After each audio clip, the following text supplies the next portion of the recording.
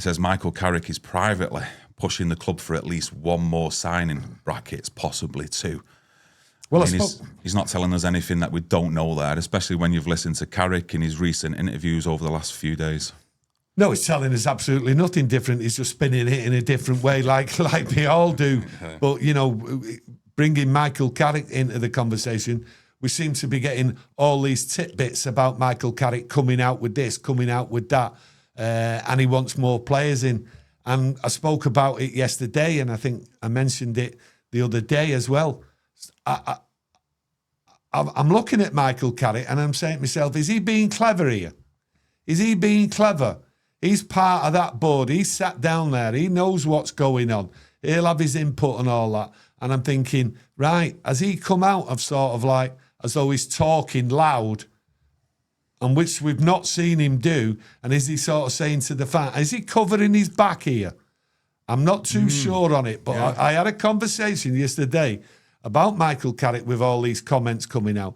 And is he actually sort of covering his back as if to say, hey, I've told this board I want signings and all that, so the fans don't look at him, and then the pressure goes on and the abuse or anything what comes out, the conversation goes back to the people running the football. And it's, hey, it's not my fault. I've told these I want players and all that. Of course he's told them he wants players. There's been discussions and that.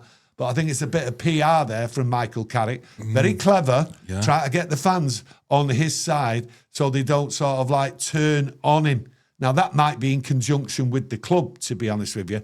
Right, Michael, just go out there and just sort of like let them know, right, you need more players and that, and bit of PR. But Michael Carrick possibly being a bit clever there. Yeah, Neil says the same in the chat. Michael, the silent assassin. I love him. But I think a lot of fans out there, especially what we read in our comment section, you're all getting involved. I think we're all understanding, you know, this ain't down to Michael Carrick if we finish this transfer window with Santos and Tillemans and we don't get any more. Oh, it's not down to Michael Carrick. There's no two ways it's down to Michael Carrick. You know, we've just discussed Wilcox. Yeah. We've just discussed Vivell.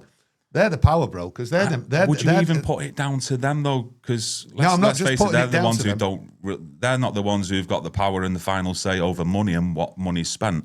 You know, could you be in a situation here where even Wilcox's and Vivell's hands are tied? The ultimate power is the money. That's the ultimate power, right? But looking at players and all that is down to Wilcox, the style of play. Yeah. Vivell, they're the ones out there. Did they have the last word?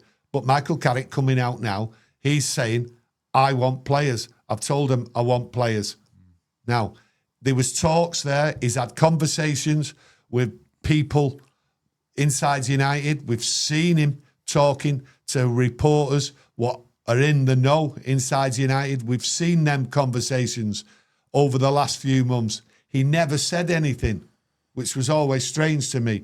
The reporters never put it to him. Are you looking at players? How many do you want? How many are you expecting to come in? Them questions weren't put out there to him. And now he suddenly comes out on his own, starts talking about, I want players. Well, I think when the interviewers look back, they should have asked him the questions. Are you looking at players? What type of player? What positions? Them questions were never answered. And that's the poor side of the reporting. That's the poor side of the PR from United. And like I say, I think he's just coming out very cleverly, covering his back with the fans. I'm sure this will get you involved. Of what I've got up on screen, Brighton are reportedly ready to lower their asking price for Manchester United target Carlos Baleba, with offers in the region of £60 to £65 million potentially being considered. I always said if they put it down to 60 million, maybe United might go in there.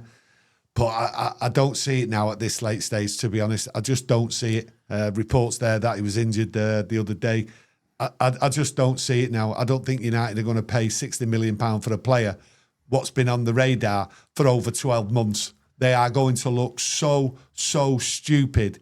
And whatever they come out with a plan, it's going to look so stupid going for a player and leaving it on the table for so long. And people can turn around and say, yeah, United was just pushing it to the end to get a lower price.